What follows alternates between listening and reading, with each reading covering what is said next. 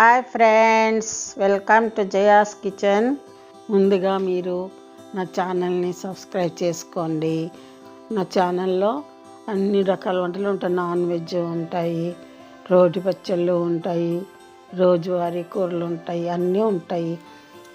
దయచేసి సబ్స్క్రైబ్ చేసుకోండి. ఈరోజు నేను పెట్టిన వంటకం ఏంటంటే పుదీనా పచ్చడి, బెల్లం వేసుకుంది, చింతపండు బెల్లం వేసింది. ఇది పెరుగన్నంలోకి చాలా బాగుంటుంది, మంచిది, హెల్త్కి కూడా చాలా మంచిది. ఈ వంటకానికి కావాల్సిన పదార్థాలు ముందు చూసుకోండి.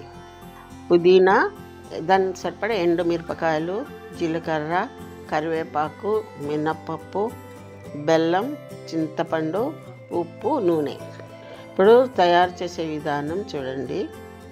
ముందుగా స్టవ్ అంటించి కళాయి పెట్టి అందులో కొద్దిగా నూనె, సరిపడా నూనె వేసుకొని ఫస్ట్గా మినప్పప్పు, జీలకర్ర, తర్వాత ఎండుమిర్చి కొంచెం ఎక్కువ వేసుకోవాలి. ఎండుమిర్చి వేసి బాగా కలుపుకోవాలి. అవి కొంచెం మినపప్పు బ్రౌన్గా అయినాక అందులో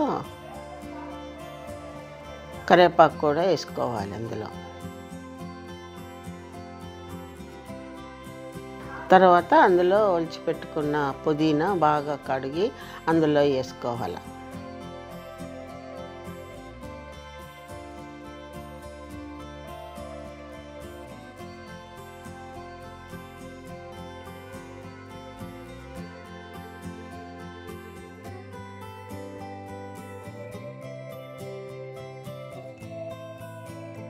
తర్వాత దానికి సరిపడా ఉప్పు వేసుకోవాలి. ఉప్పు అంటే చింతపండు వేస్తాం కదా, కొంచెం ఉప్పు పడుతుంది, ఉప్పు వేసుకోవాలా.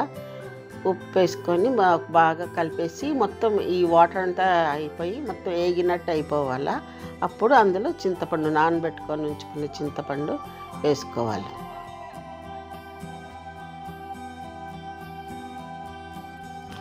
చల్లారినాక అన్నీ మిక్సీలో వేసుకోవాలి.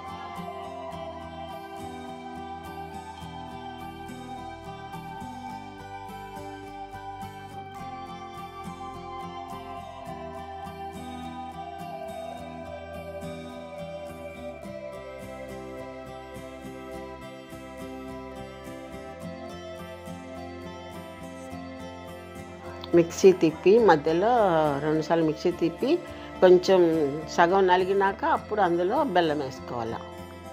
అది నలగడానికి నీళ్ళు కొంచెం వేసుకోవాలి. అందులో బెల్లం వేసుకొని, ఎందుకంటే అంత గట్టిగా అయిపోతుంది కదా, నలగదు, కొద్దిగా నీళ్ళు వేసుకోవాలి.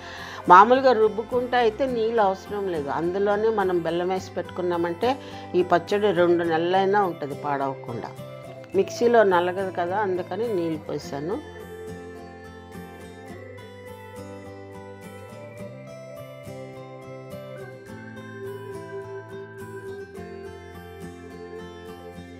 కొద్దిగా వేసుకున్నాక కొంచెం చిన్న తాలింపు, ఎండుమిరపకాయలు, మినప్పప్పు, ఆవాలు, జీలకర్ర, కరివేపాకు ఏదో గిన్నెలోకి తీసుకొని తాలింపు చేసుకోండి. చాలా బాగుంటుంది, మంచి వాసన, టేస్ట్ తోటి చాలా బాగుంటుంది. పుదీనా ఒంటికి మంచిది. పెరుగన్నంలోకి తినండి, చాలా బాగుంటుంది. చూసి చేస్తారని ఆశిస్తున్నాను. Thank you.